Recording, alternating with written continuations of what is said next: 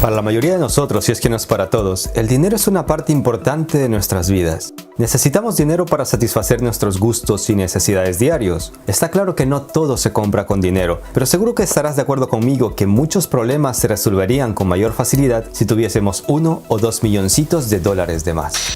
Pero hay muchas cosas que desconocemos del dinero y para variar, los que conocen todos los pormenores no se apresuran a revelarnos quiénes son los que dirigen las finanzas en todo el mundo. En el capítulo anterior te explicaba cómo y por qué Estados Unidos puede imprimir billones de dólares de la nada, cómo los banqueros dominan nuestras vidas y en muchos casos de forma ilegal, cómo Estados Unidos hizo firmar un tratado a todo el mundo en 1944 y cómo en 1971 mandaron todo al carajo, cómo nacieron los petrodólares y qué le pasa a quien intenta desafiar la hegemonía de estos billetes verdes. Si no has visto la primera parte, te la recomiendo. Pero en aquel capítulo me salté algunos detalles que ahora mismo te voy a contar, como por ejemplo, cómo fue el épico e increíble nacimiento de la mayor institución financiera de Estados Unidos que domina todo el mundo. ¿Y qué tiene que ver en todo este cuento los Rothschild o los Rockefellers? Además te voy a contar cómo Francia en los 60 le dio un golpe tan fuerte a su aliado, Estados Unidos, que lo dejó moribundo. Es una historia de película. Esto y más te lo explico ahora mismo, con unos ejemplos impactantes. Soy Gabriel Bulgakov, suscríbete al canal para que no te pierdas los otros capítulos de esta serie. Recuerda que también me puedes seguir en Instagram. El Imperio del Mal y los Amos del Mundo, segunda parte. En el siglo XVIII, Mayer Amschel Rothschild, un banquero alemán de origen judío que fue fundador de la famosa dinastía Rothschild, ya empezaba a tener ideas de cómo podía manejar al mundo entero a sus anchas. Y fue él quien con sus ideas puso las bases para manipularnos. Denme el control del suministro de dinero de una nación y no me importará quién escriba sus leyes, decía. Una barbaridad que con los años se volvió una realidad. Los banqueros en Estados Unidos tenían claro que debían crear una estructura o un banco privado que imprimiera dinero para luego darle al gobierno como préstamo con un porcentaje de interés, o sea, a crédito. Una tarea nada sencilla, no en vano en Estados Unidos les tomó más de un siglo darle forma a este complicadísimo planteamiento. Ahora debemos ubicarnos a inicios del siglo XX, el cual estuvo marcado por una sucesión de pánicos financieros y el peor ocurrió luego del terremoto de San Francisco en 1906. En 1907, en medio de un pánico que había puesto al borde del colapso al sistema financiero de Estados Unidos, John Morgan, sí, el fundador de lo que hoy es una de las empresas financieras más influyentes del mundo, la JP Morgan, convocó a los 120 mayores financieros de Nueva York en la biblioteca de su mansión. Fue ahí donde se empezó a tejer el macabro plan que dura hasta nuestros días. 3 años más tarde, en 1910, un grupo de políticos y economistas más reducido se volvió a reunir en secreto. El objetivo era terminar de diseñar un sistema bancario central. Y así llegamos hasta 1913, cuando las ideas originales de Mayer Amschel Rothschild toman forma por completo. Y es que el 23 de diciembre de ese año, cuando muchos funcionarios en Estados Unidos descansaban por las fiestas navideñas, se presentó la Reserva Federal. El mismo presidente, Woodrow Wilson, quien tenía una colusión con los banqueros que financiaron su campaña electoral, fue el encargado de promulgar la Ley de la Reserva Federal. Después él mismo reconocería su error. Soy el hombre más infeliz. Sin quererlo he arruinado a mi país. Una nación industrial está controlada por un sistema de créditos. El crecimiento de la nación está en manos de un puñado de hombres, de banqueros. Hemos llegado a ser uno de los gobiernos más controlados y dominados del mundo civilizado. Desde entonces, Estados Unidos y el mundo nunca más volvieron a hacer lo mismo, ya que los más ricos y poderosos, no solo de Estados Unidos, se vienen beneficiando a costa del pueblo.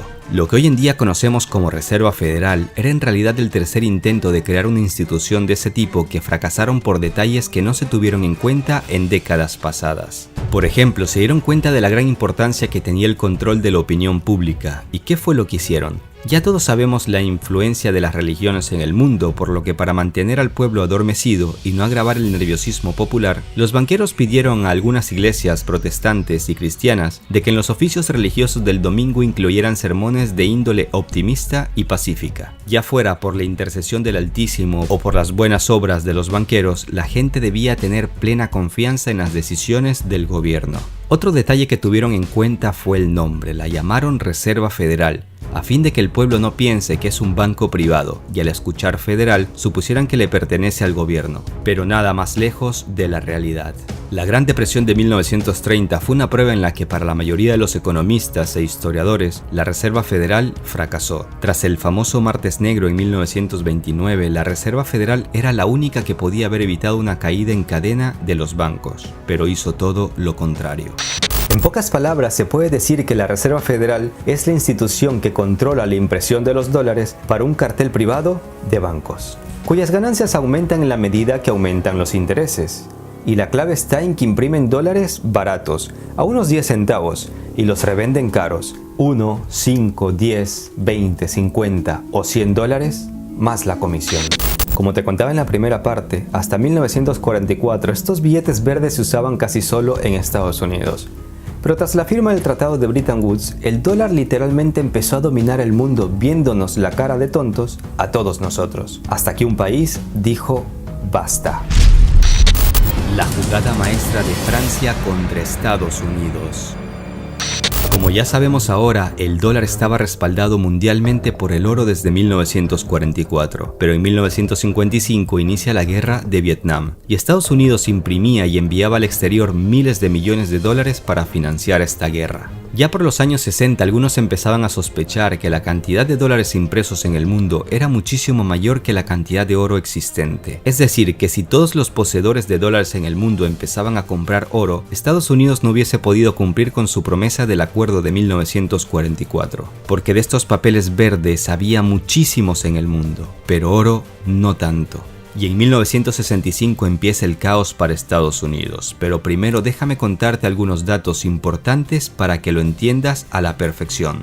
Francia fue el primer país que tomó un crédito del FMI en 1947. Su ejemplo lo siguieron otros países europeos. Como resultado, los países del viejo continente tenían en sus manos dólares con mucho peso en el mundo, mientras que sus propias monedas iban perdiendo su valor. La inflación y la subida de los precios en los siguientes años empezaron a ser el principal problema de los países europeos. Fue así como decidieron empezar a hacer más fuertes sus propias monedas. Se llevaron a cabo reformas monetarias en Bélgica, Austria, Francia, Holanda, Dinamarca, Noruega y Finlandia.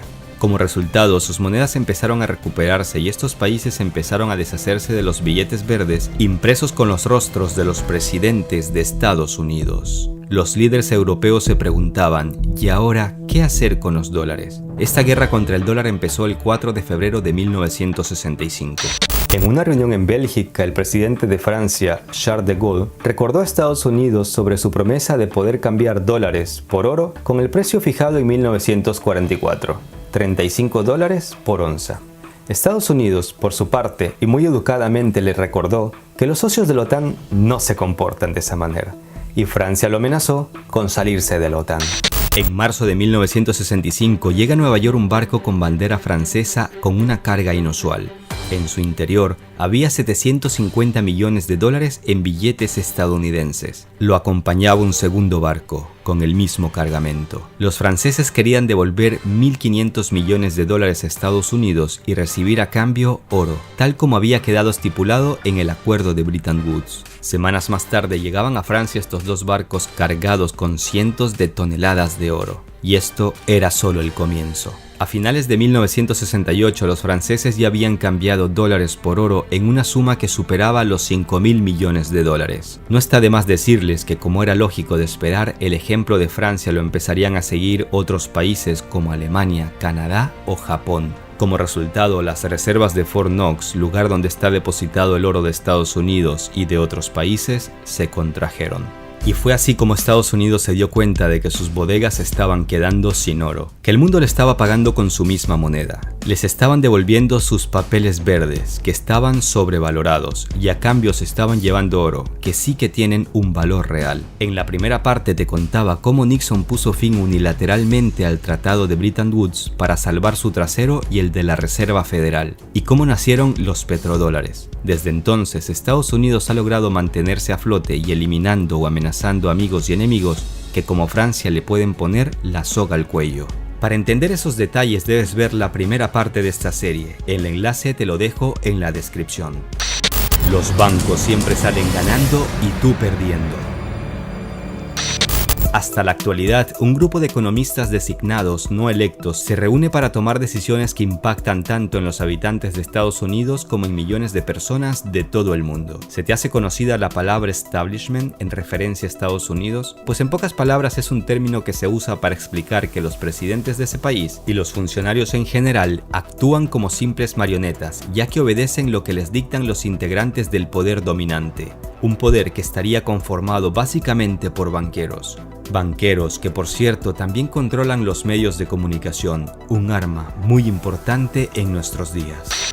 En el siguiente capítulo de esta serie hablaremos de los infalibles métodos que Estados Unidos ha usado en los últimos años para no perder su hegemonía mundial. Y también hablaremos de Venezuela, un caso muy latente a día de hoy.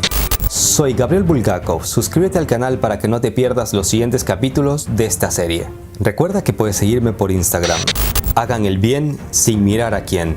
Un abrazo a todos. Hasta la próxima.